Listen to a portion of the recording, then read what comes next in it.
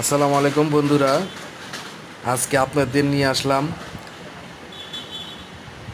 ঐতিহাসিক 150 বছরের পুরাতন সেই বাসভবনে।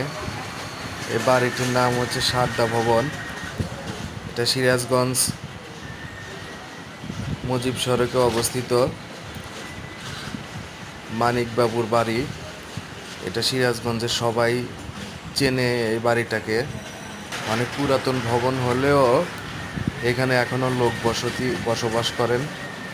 মানিকবাবুর দুই ছেলে এখানে বসবাস করেন। ভবনটি অনেক পুরাতন, কিন্তু দেখতে এখনও আধুনিকায়নী আছেন। অনেক সুন্দর দেখতে পাচ্ছেন আপনারা। সিরাজগঞ্জকে ঘুরতে আসলে অবশ্যই এই বাড়িটি দেখে যাবেন, ভালো লাগবে বন্ধুরা। ভবনটির বয়স 150 বছর।